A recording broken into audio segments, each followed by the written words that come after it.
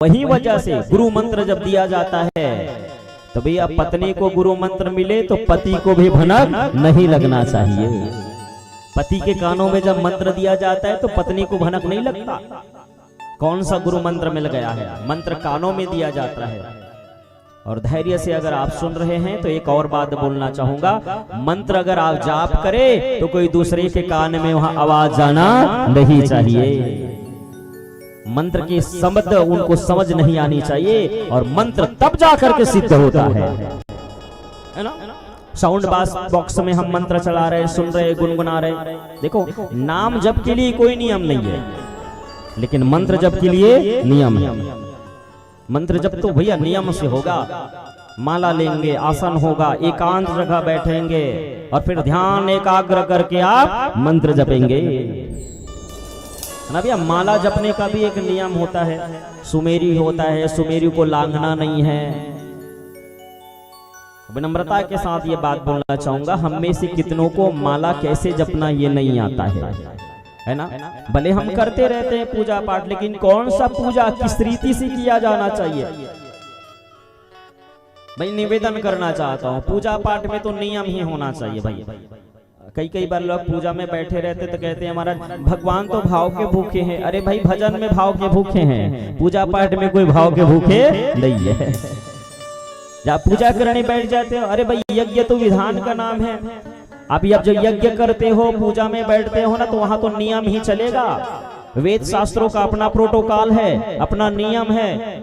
आपके भाव से पूजा पाठ नहीं होगा, वहां नियम है भाई। स्नान कैसे करना है, तिलक कैसे करनी है, कैसे किस रीति से अक्षत डालना है, कैसे किस इस रीति से फूल समर्पित करनी है, कैसे भगवान को वस्त्र देना है, कैसे भगवान को भोग लगाया जाएगा, कैसे भगवान की आरती करनी है, कैसा प्रार्थना करना है देवताओं को। ये तो पूजा में नियम ही प्रधान है।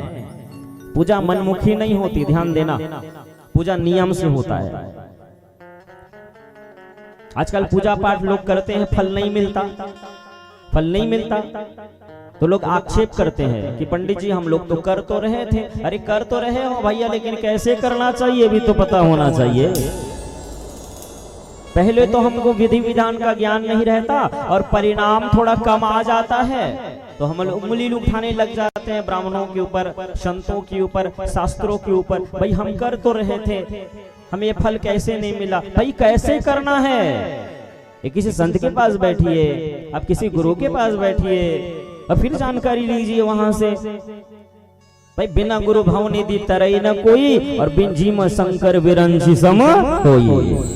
इसलिए कहा गया जीवन में गुरु क्यों चाहिए। जीवन में गुरु का इतना बड़ा प्रभाव कैसे है, जीवन में इतनी बड़ी प्रधानता क्यों है जीव के, गुरु क्यों चाहिए। अरे भैया गुरु ही हमको राह दिखाता है, गुरु ही हमको हल निकाल के देता है। और सच बताओ गुरु का एक और नाम है गुरु रूपाय। क्या नाम है, गुरु रूपाय। गुरु कौन है, गुरु देह नहीं है, गुरु शरीर नहीं है, गुरु उपाय है, गुरु रूपाय। जीवन में जब समस्या आ जाता है तो सच बताओ गुरु समस्या का समाधान है। इसलिए हमें चाहिए गुरु, क्योंकि वो हमको बताए, क्योंकि वो हमें जनाए भैया क्या करना चाहिए और क्या नहीं करना चाहिए, कौन सा कार्य हम कैसे करें। तो हमारी जो पूजा है, हमारा जो मंत्र है वो चुपके चुपके से होना चाहिए। कानों कान किसी को भनक भी लगना नहीं चाहिए। आज तो तनिक सा चीज आने के बाद व्यक्ति उछलने लग जाता है।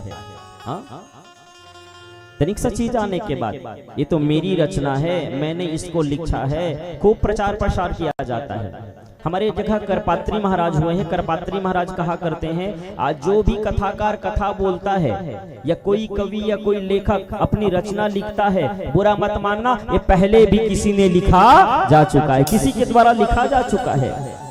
आज जो व्यास गादी से हम जो बात बोल रहे हैं ना, आपको कथा सुना रहे हैं, इसमें अभिमान की इस बात की करें मेरे प्यारे, ये शब्द जो है कभी पहले बोला जा चुका है। ये कथा और किसी के द्वारा कहा गया है महाराज, तो काहे का अभिमान करे। हमारे करपात्री जी कहा करते हैं कि आज जो भी कहा गया है ये उच्छिष्ट है। किनका उच्छिष्ट है? व्यास भगवान का उच्छिष्ट है। उच्छिष्ट कहते हैं जूठन को, जान देना ये जूठन ही तो है। भगवान व्यास ने कथा कहा और भाई हमने सुन लिया और बस जन जन तक के वही हम प्रचार और प्रसार कर रहे हैं। तो इसमें अभिमान किस बात की है? हमारी अगर रचना रहती, हमने इनको प्रकट किया रहता अपने से मेरे प्यारे, तब अभिमान थोड़े से, वैसे अभिमान तो नहीं करना चाहिए, लेकिन बोल सकते हैं ये मेरे द्वारा किया गया है।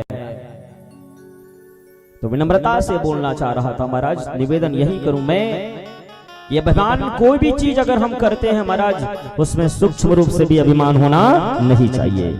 ये किसी की प्रेरणा से होता है, ये किसी के आशीर्वाद से होता है। ये करने वाला और कराने वाला कोई और है। हम तो केवल निमित्त मात्र हैं, हम केवल निमित्त है।